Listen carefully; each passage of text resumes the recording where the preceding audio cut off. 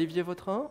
I'm a product manager in charge of IPv6 in Juniper routers and IPv6 transition technologies in Juniper routers.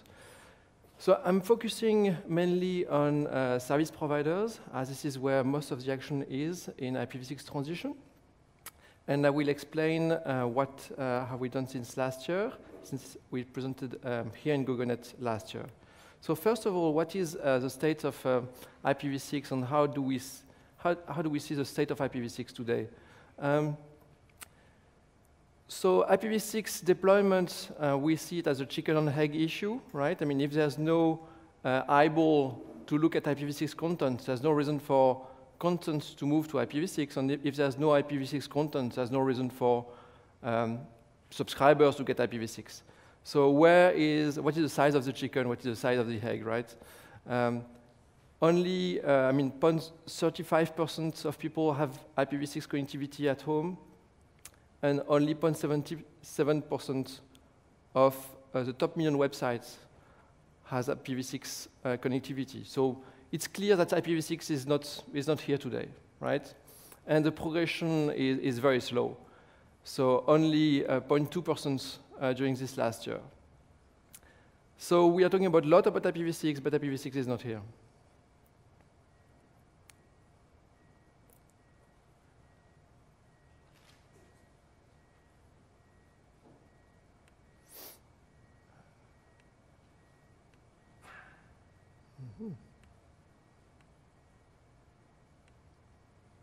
Changing my slide.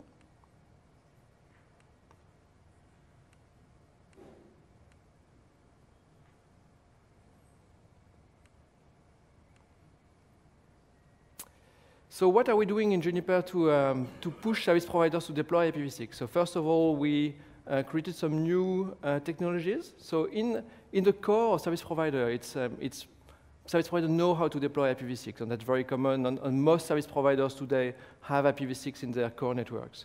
And that is with technology that exists for years. So 6P, 6VP, basically technologies to transport IPv6 over MPLS. And for example, in our product, I mean, we support that probably for the last 6-7 years. So that is well known. Most of the discussion today is on the access. So there's a lot of access networks that don't support IPv6 yet. A good example are all the cable ISP that still have DOCSIS 2.0 equipment that don't support IPv6. So there's a lot of new technologies to bring to help service providers to push to get IPv6 in their access network. So the new technology is 6RD, and we announced last year the availability of 6RD in our product.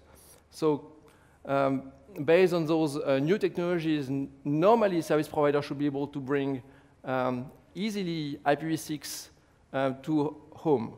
But clearly it's not the case, right? I mean, we see I'm a Comcast provider, I'm a Comcast user, and I don't have any IPv6 address at home.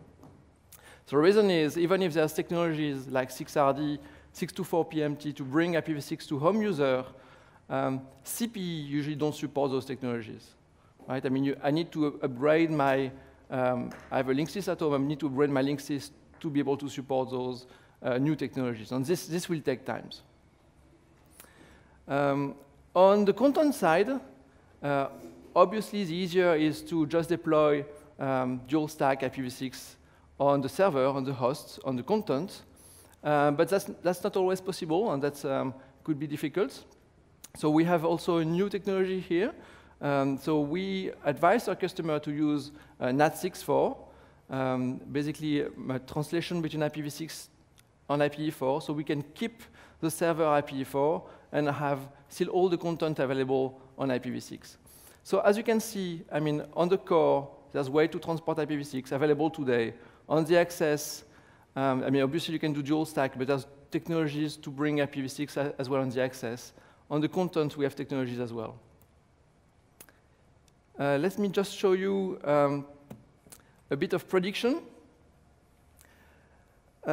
We think today that IPv6, I mean, the driver for IPv6 will be LTE. This is what really will bring IPv6 to end users. So in most LTE deployment today, we can see that service providers are deploying IPv6. So a good example is Verizon Wireless in US. If you are an LTE subscriber for Verizon Wireless, you will get dual stack, so public IPv6, private IPv4. And it seems to be a trend. So it seems to be that most of the LTE deployments are coming with IPv6. So we think that IPv6 will begin to pick up with LTE. Now, what we see as well is it's not because you have more IPv6 users that content will follow, all right? And there's 350 million websites in the world. You need all those content to move to IPv6. And there will be probably an opportunity to have new technologies to move content to IPv6 faster. And that's probably where we should focus our efforts. So let me just show you what we advise for content provider. So here you have a typical network, a typical content, and you have all your servers, farm of server at the bottom here. And if you want to deploy IPv6 content, the easy way to do that is just to deploy dual stack on those servers, right? But that's not always possible. And sometimes it's not useful. A good example is, so the box just above those servers are load balancers. Today, if you go on Facebook, for example, if you do a connection to Facebook, those load balancer will finish the IPv4 session, right? And then the IPv4 session will start, there will be a new TCP session to the server. And those load balancers will be doing that, right? Not IPv4 to IPv4. So instead of deploying IPv6 to the server, what we can do is have the IPv6 session end on the load balancer, and the load balancer can start an IPv4 session from the load balancer to the server. So then you don't need to change the server, but you deploy a NAT6.4 solution on the load balancer itself. That's a very nice way to deploy IPv6 quickly without upgrading your servers, right? And you keep the same design as what we have done for IPv4. Now, the issue with this scheme is that all the middleware, which are firewalls, IPsec VPN, a load balancer, and so on, you need to test all of them. You need to upgrade all of them to IPv6 because you still need IPv6 to the load balancer. So there's still a lot of work that needs to happen to verify that all those equipments are IPv6 capable. And a good example is, for example, of the IPS, deep inspection, and so on, signatures. Are we sure that all those equipments support IPv6 and have the same capability on IPv6 and IPv4? So instead of doing that, what we advise is, if you need to do NAT6.4, why not doing NAT6.4 before all those equipments? Why do you want to do NAT6.4 on those load balancers? You can do NAT6.4 before all your middleware. You can do NAT6.4 on your peering routers. That way you have NAT6.4 and you keep all your network IPv4. You don't have to upgrade all of them, test all of them for IPv6. And you could even do one step further. You could have NAT6.4 on internet and have a managed services, have somebody else translate IPv6 to IPv4 for you. And there's more and more services like this available today.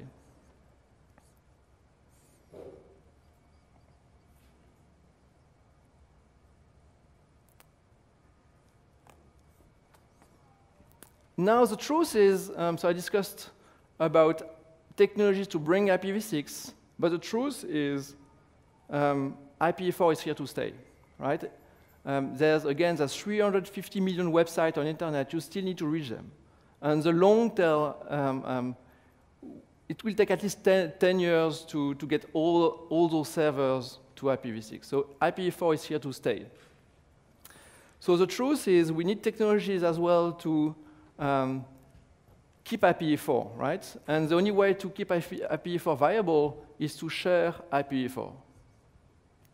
So instead of one IPv4 per household, we need to be able to share one IPv4 address for multiple households. That's just the truth. I mean, that's just the reality. IPv6 is still not here. It will take years for IPv6 to come. We are creating new technologies to push IPv6, but IPv6 is just not here. And we need to keep the light on, we need to keep internet working, and we need to have IPv4 continue to work. And this is why, for example, I'm not talking anymore about IPv6 transition technologies. I'm talking about IPv6 IP families coexistence technologies, because we are not here trying to move from IPv4 to IPv6. We are trying to have both IPv4 and IPv6 at the same time, working together. So, as you probably know, if you want to share IPv4 addresses, we need big device and service provider networks called carrier-grade NAT device that will share IPv4 addresses for all your subscribers.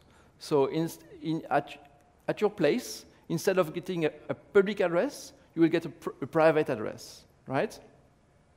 And the question is that just a science fiction, or is it a reality today? And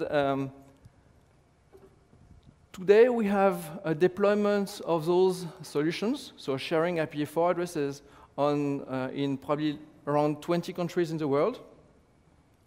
60% of the top 10 providers today are using our technologies to share IPv4 addresses. So this is clearly something that is happening today, and most service providers today are looking at solutions to share IPv4 addresses.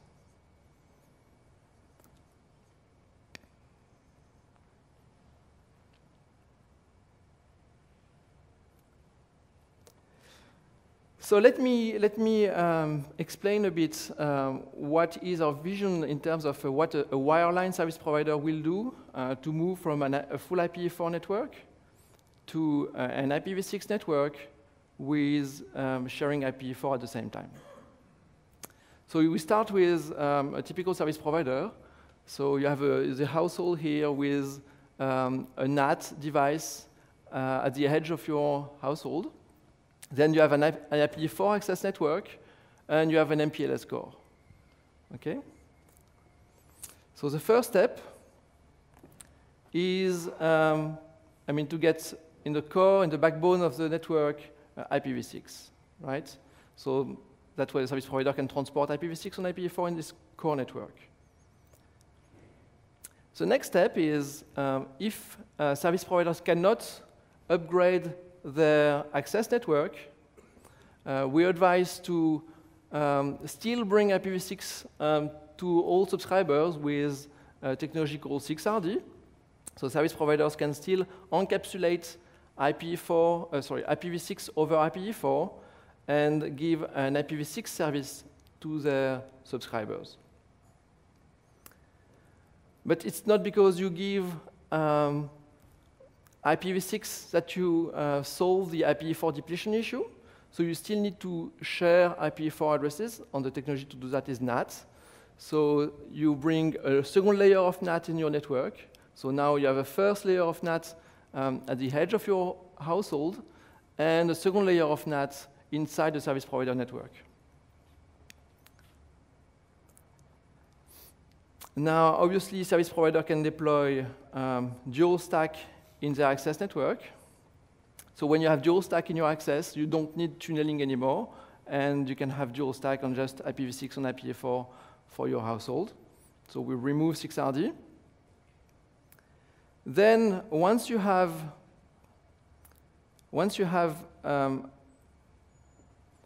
IPv6 in your access, why not use IPv6 to improve IPv4? Why not use IPv6 to transport IPv4? And that is exactly what DS-Lite is. So DS-Lite is IPv4 over IPv6, then NAT. So only one layer of NAT, no more NAT on the access network, on the household, only one layer of NAT, but this time inside the service provider network. And this is, we think, where we are going. So simplification of the access, no more two families of IP address in the access, only one, so IPv6, less OPEX for service providers. And you are using IPv6 to improve IPv4.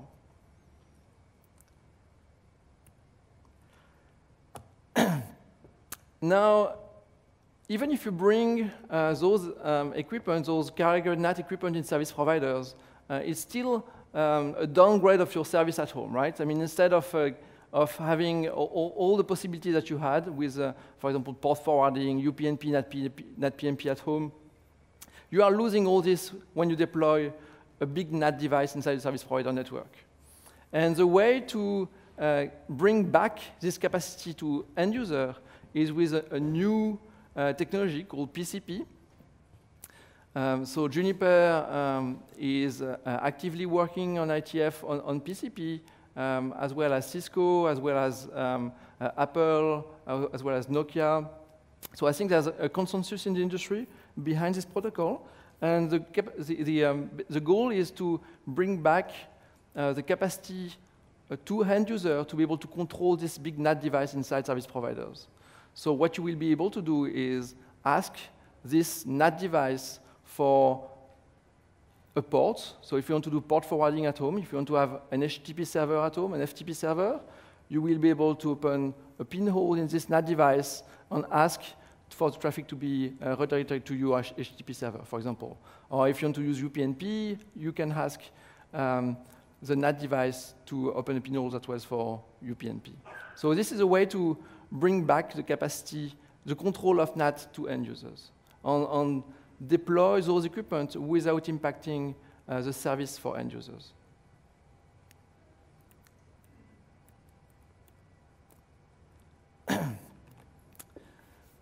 So all those technologies I just described are working on our latest equipment, so the MX3D. So if you want to just add NAT capacity or any of those technologies I just described, you need to plug a service card in those chassis. So by default, the router is packet-based. So if you want to add any flow-based capacity, you just have to plug those cards in the chassis. You can, if you want to increase the capacity of the chassis, you can just plug multiple cards to increase the capacity of those chassis. Those cards are not only dedicated to IPv6 transition technologies, and they are just purpose-built, generic CPU with lots of memory, and you can have a lot of services in those blades. So NAT is just one of them, but you can have stateful firewall, IPsec, IDP, video caching, video monitoring, lot of services. And I would like to finish by explaining that service providers often see the IPv4, IPv6 transition technology as an issue, as something they need to solve. And in fact, it is an opportunity for most service providers.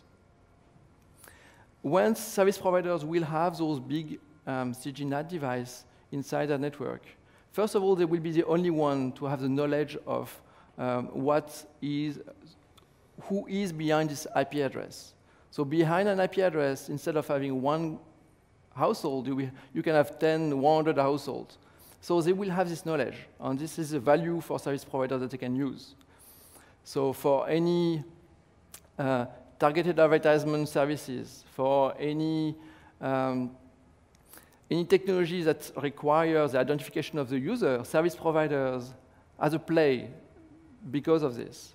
And once you have those devices inside the network, you can then activate new services that you can sell to your subscribers as well.